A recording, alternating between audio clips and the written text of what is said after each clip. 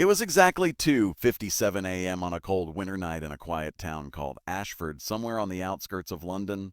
The streets were empty, no cars, no people, just the distant sound of wind brushing against the old street lamps. Daniel Carter, a 34-year-old warehouse worker, stood alone at the bus stop. His hands were buried deep inside his jacket pockets, trying to fight the freezing cold. Daniel had just finished his night shift. He was exhausted. But more than tired, he felt lonely. Down. Ever since his wife Emily passed away in a tragic accident 2 years ago, nights had become the hardest part of his life. He lived alone now, no children, no family nearby. Just memories, and every night after work he waited for the same bus, Route 17, the last bus that would take him home. But tonight, something felt different. The digital clock at the bus stop suddenly flickered. 2:59, and Daniel rubbed his hands together and looked down the empty road. Normally, the bus arrived exactly at 3:00 a.m. Never late, never early. But as the seconds passed, the street grew strangely silent. Even the wind stopped. Then, in the distance, he heard it, a low, rumbling engine. Daniel looked up. Through the thick fog, a pair of headlights slowly appeared. The bus was coming, but something about it felt wrong. As the bus got closer, Daniel noticed something strange. There was no route number displayed on the front, no destination sign, just a blank, dark panel. The bus stopped in front of him with a loud hiss. The doors opened. Inside, the lights were dim, almost too dim to see clearly. Daniel hesitated. He looked around. The street was completely empty. No other passengers, no cars, nothing, just silence. Then he heard a voice, a calm, gentle voice from inside the bus. "Are you coming, Daniel?" Daniel froze. His heart skipped a beat. How did the driver know his name? He slowly stepped closer to the door and looked inside. The driver was an elderly man.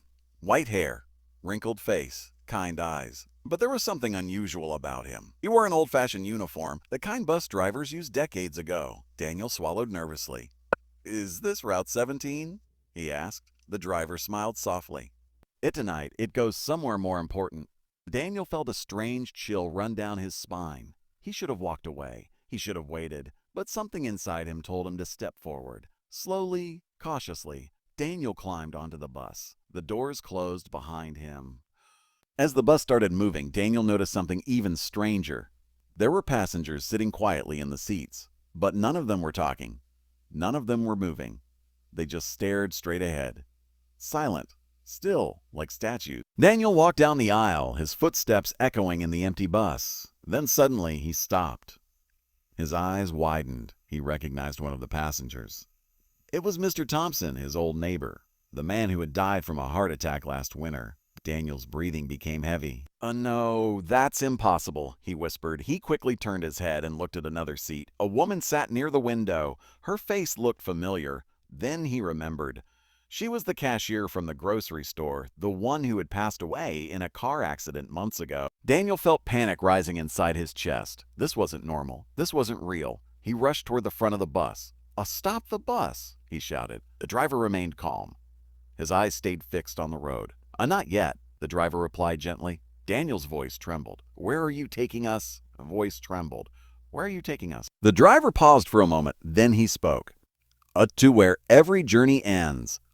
Daniel's heart pounded loudly in his ears. Fear filled his body. He looked outside the window. The streets were no longer familiar. The buildings had disappeared. Now the bus was driving through a long, empty road surrounded by darkness. No streetlights, no houses, just endless blackness.